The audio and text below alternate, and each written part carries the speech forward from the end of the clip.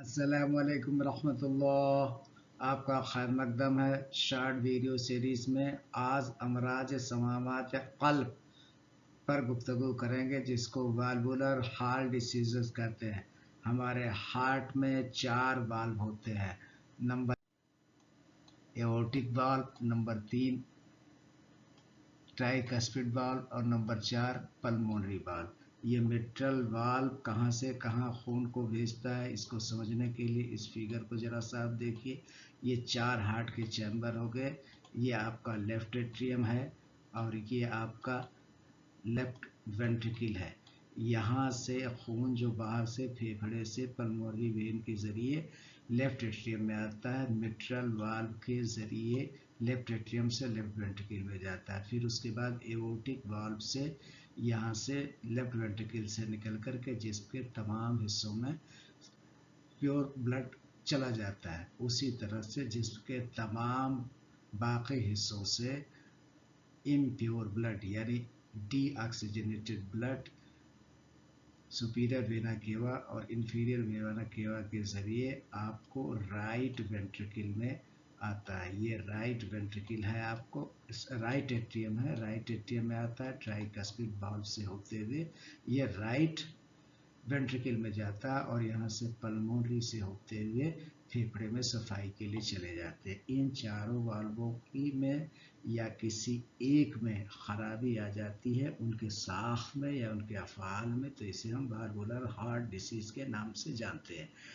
आइए हम देखते हैं इसमें किस तरीके की जो है ये आपका दिखाया गया है कि यहाँ से देखिए आपको ये आपका फेफड़ा है, फेफड़े में खून ऑक्सीजनेट हुआ, ऑक्सीजनेटेड ब्लड पल्मोनरी वेन्स के जरिए लेफ्ट एट्रियम में आया और लेफ्ट एट्रियम से लेफ्ट वेंट्रिकल में आया और फिर उसके बाद जो है एओर्टिक वाल्व के ज़रिए पूरे जिस्म के खलियात को जो है यहाँ भेज दिया गया, यानी जिस्म के पूरे खलियात को each cell will get pure blood.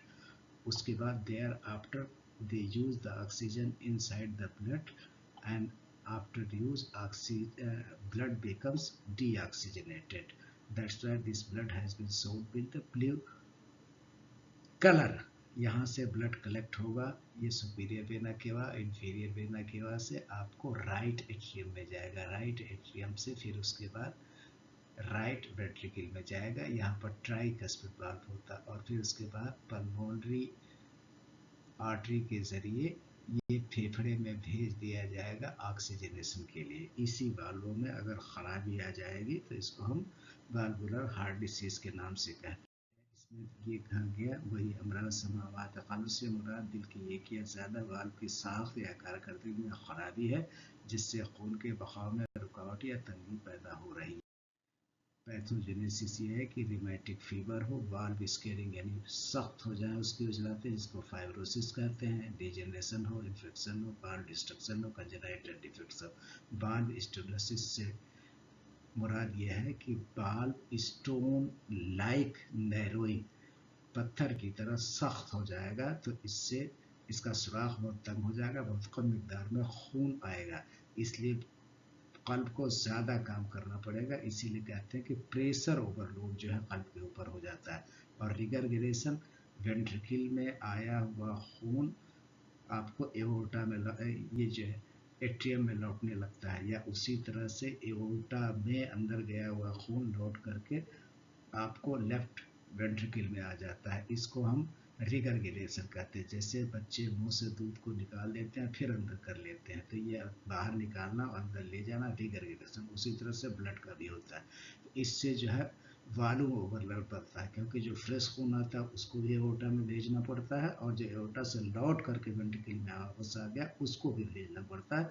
इसलिए जो है यहाँ पर वॉल्यूम इनलार्जमेंट होता है, वॉल्यूम ओवरलोड हो जाता है। Both leads to chamber enlargement होगा, रिड्यूस कार्डियक आउटपुट। उसका कुल नतीजा ये होगा कि कम जो है खून आउटपुट किया जाएगा कल्ब से, हार्ट फेल्योर का खतरा बना रहेगा। आइए हम आगे देखते हैं। पैथोजेनेसिस यूनानी नुक्ते नज़र के मुताबिक कल्ब में ज़ोर क़ुव्वत दाफ़िया अखलात फासदा खुसूसन बलगम और सौदा के गलबा खालिस मादा का समामात में रतूब और तंगी या ढीलापन पैदा होना, नतीजा खून की रवानी मुतासिर होती है, कल्ब पर बोझ और ज़ोफ कल्ब पैदा होता है। उसके बाद जो है रिमेटिक फीवर डिसीज, जो आसाब का है, रिमेटिक फीवर डिजीज, एसिंग होगी, कंजेनाइटल डिफेक्ट होगा, infection, hyperlipidaemia, poor lifestyle, अखाजा, किल्लत हरकत, अखलाकी खराबी। इसके अलामात क्या है? सांस फूलना, दिल की धड़कन का तेज होना, थकन, सीने में दर्द, चक्कर, टांगों में सूजन, नींद में सांस रुकना। वसूल इलाज क्या है? डायरेटिक, बीटा ब्लॉकर्स, एंटीकोएगुलेंट और वाल्व रिपेयर और रिप्लेसमेंट। तकवीमानी में तक़वियत क़ल्ब, तहलील वरम, तलतीफ़ अखलाक, इस्लाह मिजाज, मुफ्तह उरूक़ अद्वियात। एग्जाम्पल आकबादिया नजूबिया, मफरह क़ल्ब, जवारिस यारुनुस, खमीरा जुबान। इस तरीके से हम इन बाल्ब की कारकर्दगी को बहाल करना बहुत ज़रूरी है, ताकि खून की गर्दिश सही मकदार में पूरे जिस्म को फराहमी होती रहे। ये तो न तो सख्त होना चाहिए, न स्टोसिनोसिस होना चाहिए, न रिगरगरेशन होगा। स्टेनोसिस अगर होगा तो आपको दबाव बढ़ेगा, प्रेशर ओवरलोड होगा, और रिगरगरेशन होगा तो इसमें जो है वॉल्यूम ओवरलोड होगा, दीवारें मोटी हो जाएंगी, डायलेट हो जाएंगी, और ये आपका हार्ट फेल्योर की तरफ भी जा सकता है।